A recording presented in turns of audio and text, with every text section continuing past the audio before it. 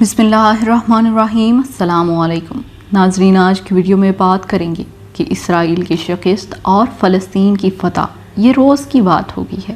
پہلے ایسا ہوتا تھا کہ جنگ بندی ہوگی تو اسرائیل کی شکست ہوگی، فلسطین کی فتح ہوگی، لیکن ناظرین اب اللہ تعالیٰ فلسطین کو روز بروز فتح دے رہا ہے، جو کہ آج آپ کے سامنے ہم رکھنے جا رہے ہیں۔ اقوام متحدہ کا اجلاس ہوا، اس اجلاس کے اندر کیا ہوا یہ اندر کی خبر ہم آج آپ کے سامنے رکھیں گے کہ فلسطینیوں کے بھی حقوق ہیں، بلکہ ایسے ہیں جیسے کہ اسرائیلیوں کے حقوق۔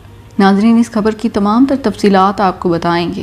چھوٹی سی ریکویسٹ ہے کہ ویڈیو کو اینڈ تک دیکھیں اور ہمارے چینل سعودی نیوز ٹی وی کو سبسکرائب کریں تاکہ اس خطے کی اہم نیوز آپ تک سب سے پہلے پہنچ پائیں۔ ناظرین، اسرائیل حملوں کے نتیجے میں بڑی تعداد میں شہری ہلاک ہوئے اور زخمی ہوئے، املاک کو بھی بڑے پیمانے پر نقصان پہنچا۔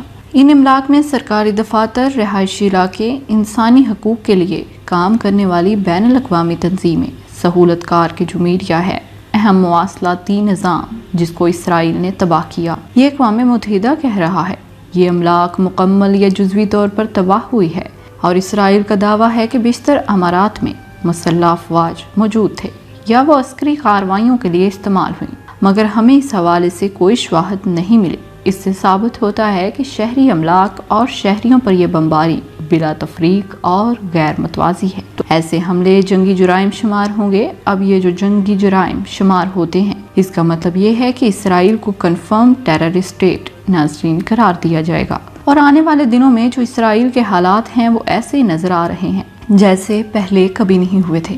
ناظرین، اقوام متحدہ نے یہ بہت ہی بڑا بیان دیا ہے اسرائیل کے حوالے سے۔ ان کا کہنا ہے کہ جن بھی عمارتوں میں فلسطینیوں کو بے جا نشانہ بنایا گیا یہ کہہ کر کہ وہاں مسلح افراد موجود تھے، ہمیں وہاں سے کوئی بھی ایسے شواہد نہیں ملے۔ اس کا مطلب یہ ہوا کہ اسرائیل کے خلاف اقوام متحدہ کے اندر یہ قرارداد منظور ہو گئی ہے۔ ناظرین، اقوام متحدہ میں ایک قرارداد پیش کی گئی، جن ممالک نے فلسطین کا ساتھ دیا اور اسرائیل کے خلاف کھڑے ہوئے ان کو گرین کلر سے شو کیا جا رہا ہے۔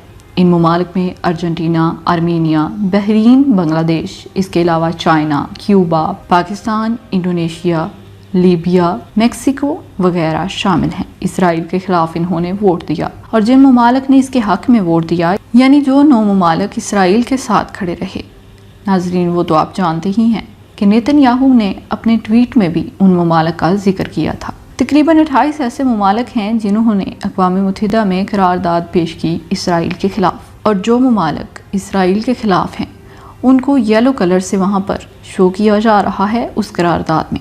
ناظرین، اس پورے معاملے کے اندر جو ووٹ آئے ہیں اس میں سے 24 جو ہیں وہ فلسطین کی فیور میں ہیں، 9 ہیں جو اسرائیل کی فیور میں ہیں، اور جنہوں نے کوئی رائے نہیں دی وہ 14 ہیں، اس میں بھارت بھی شامل ہے۔ سوال یہ پیدا ہوتا ہے کہ اس شکست کے بعد اسرائیل کا جو وزیر اعظم ہے اس کی سٹیٹمنٹ کیا آئی ہے۔ ناظرین، نیتن یاہو نے کہا کہ اسرائیل کے خلاف یونائٹڈ نیشن اقوام متحدہ کا جو فیصلہ ہے وہ بہت ہی زیادہ شرمناک ہے۔ اس کے ساتھ ہی BBC اردو کی خبر جو ہے وہ دی گئی۔ اسرائیلی وزیر خارجہ کے جنرل مینیجر کا کہنا ہے کہ انسانی حقوق کا چیمپئن پاکستان جو عملی طور پر شیشے کے محل میں رہتا ہے، مشرق وسطیٰ کے واحد جمہوریت کو اقوام متحدہ کے انسانی حقوق کمیشن کے خصوصی سیکشن میں تبلیغ کر رہا ہے، یہ منافقت کی بہترین مثال ہے۔ ناظرین، اب یہ جو آگ اسرائیل کو لگی ہے، اب سب کو پتا ہے کہ یونائٹڈ نیشن کے اندر جو فیصلہ آیا اس میں سب سے زیادہ کردار پاکستان کا ہے، اس لیے کہ پاکستان اس 57 ممالک جو ہیں اسلامی ان کو ریپریزنٹ کر رہا ہے، اور شاہ محمود قریشی نے پہلے ہی کہہ دیا تھا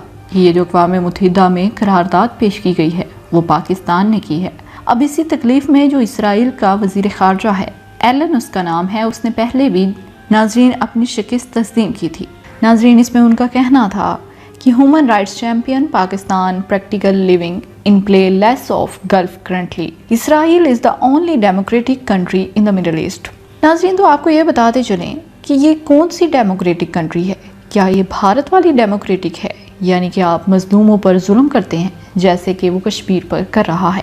ناظرین، اس ڈرامے میں اسرائیل اپنے آپ کو ڈیموکریٹک کنٹری کہہ رہا ہے، دنیا کی سب سے بڑی جمہوریت، اور وہ سارا ڈرامہ کشمیر والا اڈاپٹ کر رہا ہے، بھارت کے نقش قدم پر چل رہا ہے۔ تو ناظرین، آپ کو بتاتے چلیں کہ ان تمام تر بیانات کے بعد یہ تو معلوم ہو گیا ہے کہ پاکستان نے اس معاملے میں بہت اہم کردار ادا کیا ہے۔